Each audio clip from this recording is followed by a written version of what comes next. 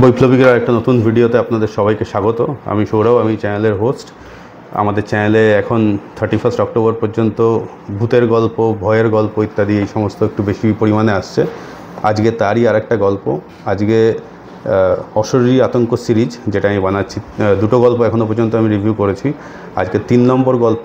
তো দেখা যাক কী গল্প আজকের গল্প। আপনারা থাম্বনেল দেখেই নিয়েছেন, রবি ঠাকুরের বিখ্যাত গল্প ক্ষুধিত পাষাণ, সেটারই আজকে রিভিউ।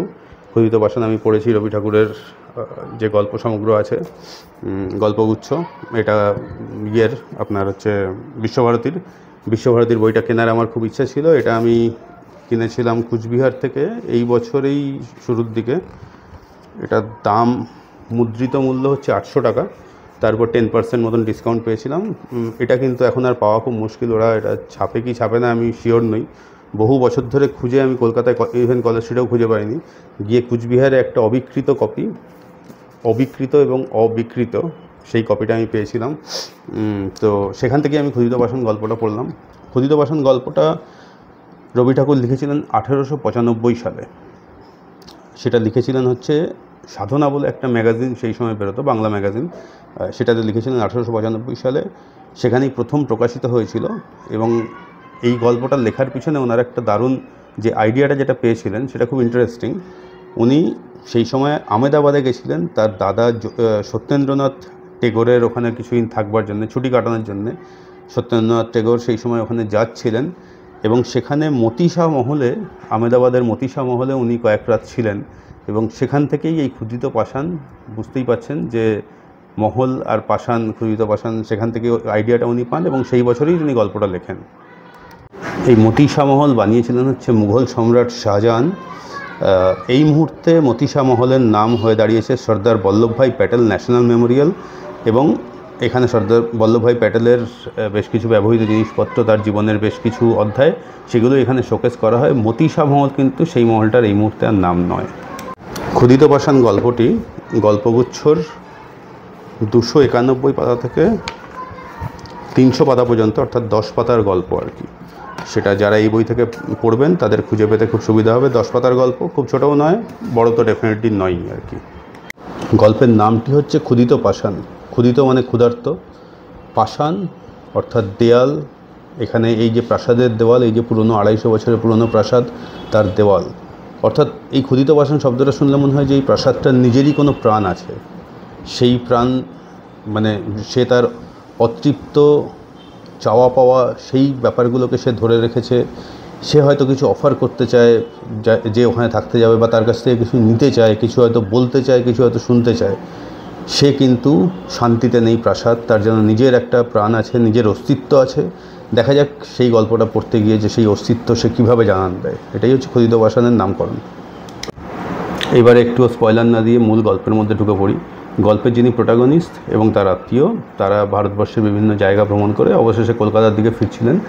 সরাসরি ট্রেন ছিল না, মাঝখানে কোনো একটা জায়গায় একটা স্টপ ওভার ছিল, ট্রেন চেঞ্জ করার ব্যাপার ছিল। সেই সময় সরাসরি ট্রেন অত হতো না। ওয়েটিং রুমে অপেক্ষা করার সময় তাদের সঙ্গে এক মুসলিম ভদ্রলোকের পরিচয় হয়, যাকে দেখে তাদের মনে হয়েছিল যে তিনি একজন পশ্চিম দেশীয় মুসলিম ভদ্রলোক, মানে সেটা মহারাষ্ট্র বা গুজরাট এই চত্বরের কোথাও একটা হতে পারেন।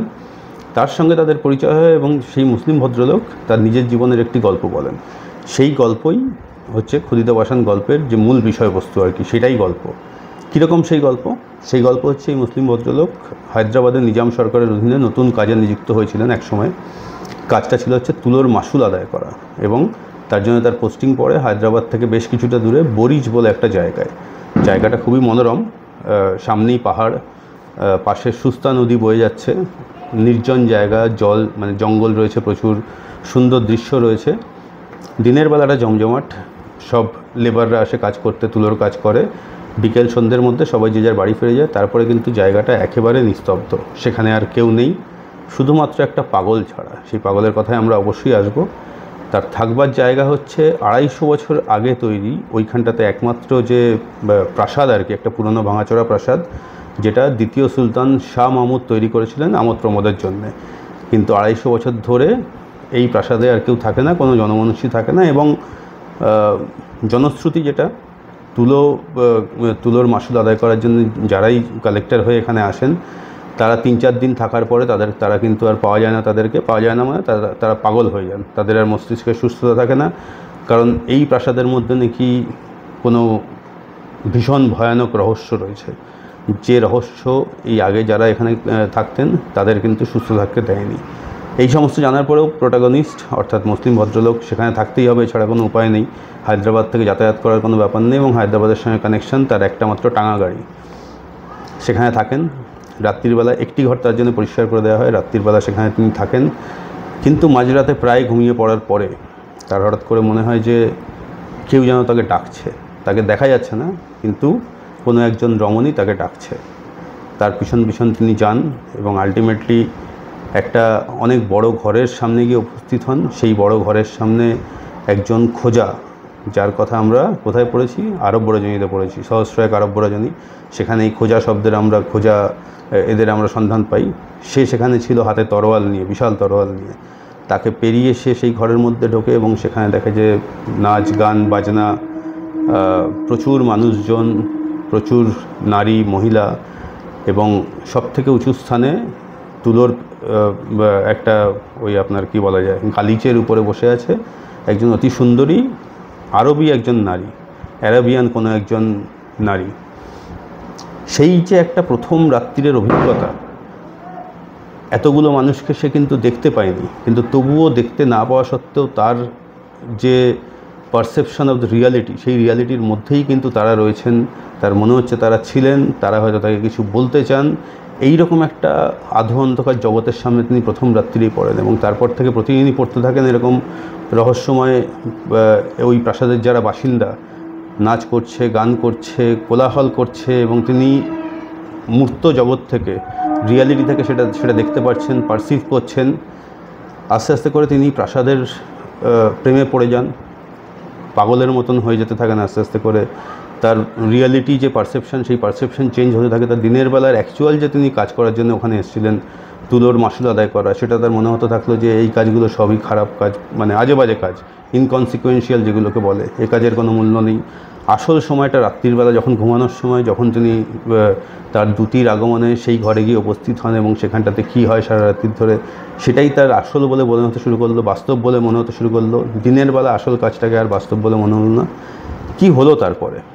এই প্রাসাদের প্রেম থেকে কি তিনি বেরোতে পারলেন? প্রাসাদে যারা থাকে অশরীরী, তারা কি বলতে চায়, কি দেখায় তাকে সারা রাত্রি, এই নিয়েই গল্প।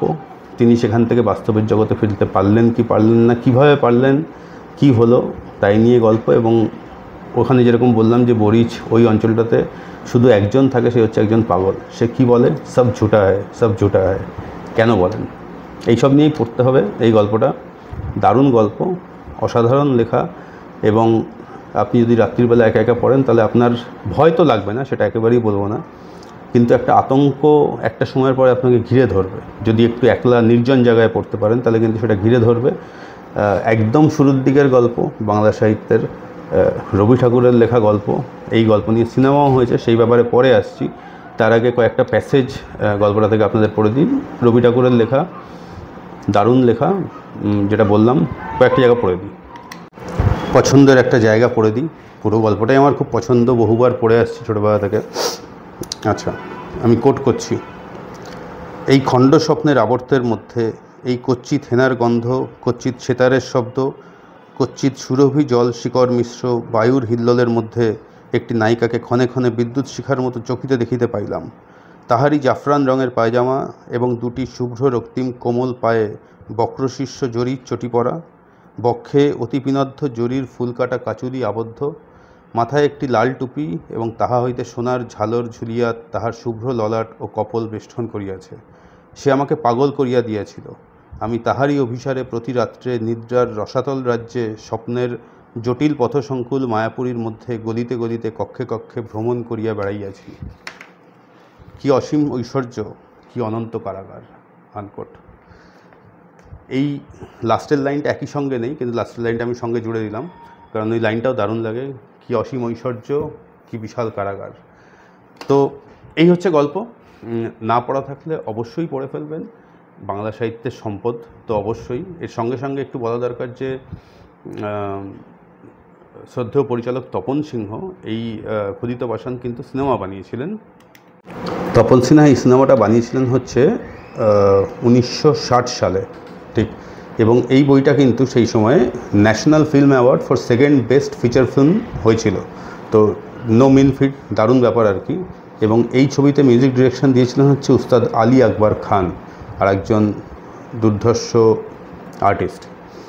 এই বইতে প্রোটাগনিস্ট অর্থাৎ সেই মুসলিম ভদ্রলোকের চরিত্র করেছিলেন সৌমিত্র চ্যাটার্জি, এবং যে আরবিয়ান রমণী, যে রমণীর প্রেমে সেই সৌমিত্র চ্যাটার্জি পড়েছিলেন বা সেই মুসলিম ভদ্রলোকটি পড়েছিলেন, সেই রোলটি কিন্তু করেছিলেন অরুন্ধতী দেবী। আমি সিনেমাটা দেখেছি। এছাড়াও এই সিনেমায় ছবি বিশ্বাস রয়েছে।